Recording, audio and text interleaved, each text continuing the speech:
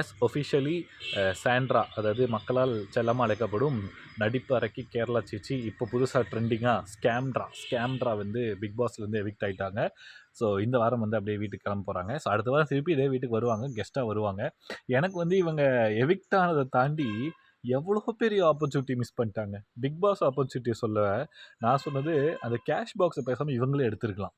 ஏன்னா இவங்க வந்து இனிஷியலாக அந்த ஷோக்கு வரும்போது என்ன சொன்னாங்க இவங்க பிரஜின் வந்து இன்டர்வியூவில் நிறைய சொல்கிறாரு.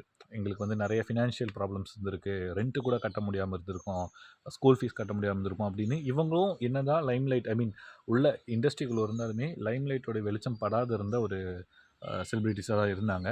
ஸோ அவங்களுக்குள்ள நிறைய ஃபினான்ஷியல் ப்ராப்ளம்ஸ்லாம் இருந்துச்சு. இதை கருத்தில் கொண்டு கொஞ்சமாச்சும் யோசித்து சாண்ட்ரா அந்த கேஷ் பாக்ஸ் எடுத்திருந்தாங்க அப்படின்னா ஒரு 70 டேஸ் இருந்ததுக்கான பேமெண்ட்டும் ப்ளஸ் அந்த கேஷ் பாக்ஸில் இருக்கிற 18 லேக்ஸும் கிடச்சிருக்கும். அண்ட் நெக்ஸ்ட் வீக்கு திருப்பியும் பிரஜன் கூட சேர்ந்து உள்ளே வந்திருக்கலாம். அதுக்கும் இவங்களுக்கு பேமெண்ட் இருக்குது. பற்றி கொஞ்சம் கூட யோசிக்காமல் ஒருவேளை நமக்குள்ள இருக்கிற நடிப்பு திறமையை வந்து வெளியே காட்டணும், இன்னும் மக்கள் வந்து இன்னும் எதிர்பார்க்குறாங்க போல நம்ம நடிப்பு திறமையை. நமக்கு அவ்வளோ கோடானி கோடி தாய்மார்கள் தங்கைமார்கள் நம்மளுடைய ஃபேக்கு எமோஷன் ட்ராமானால் வந்து உருகிட்டாங்க போல இருக்குது அப்படின்னு அவங்களுக்குள்ளேயே ஒரு டெலியூஷன் வேர்ல்டுக்குள்ளே வளர்ந்துருக்காங்க. அதனால தான் வந்து அந்த மாதிரி ஒரு ப்ரில்லியண்ட்டான டிசிஷனை ப்ரில்லியண்ட்டாக கோட்ட விட்டாங்க. பட் எனிஹோ வினோத்தன் எடுத்தது வந்து அவருக்கு உண்மையிலே ஒரு ப்ளஸ் தான். நிறைய பேர் வந்து வினோத் எடுத்தது ரொம்ப தப்பு நினச்சிட்டு இருக்காங்க. ஆக்சுவலாக வந்து அவர் எல்லாருக்கும் அல்வா கொடுத்துட்டு அவர் இப்போ ஆக்சுவலாக கரெக்டான கிளவரான டிசிஷன் எடுத்திருக்காரு.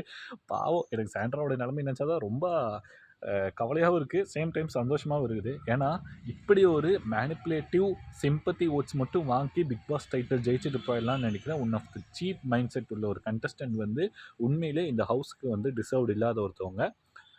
அவங்களுடைய நிறையா முன்னாடி விட்டு பின்னாடி பேசுகிற விஷயங்கள் எல்லாமே வந்து இப்போ வியானா ரம்யாலாம் வந்து எக்ஸ்போஸ் பண்ணதுக்கப்புறம் இன்னும் வெட்டு வெளிச்சமாக வெளியே தெரிஞ்சிச்சு.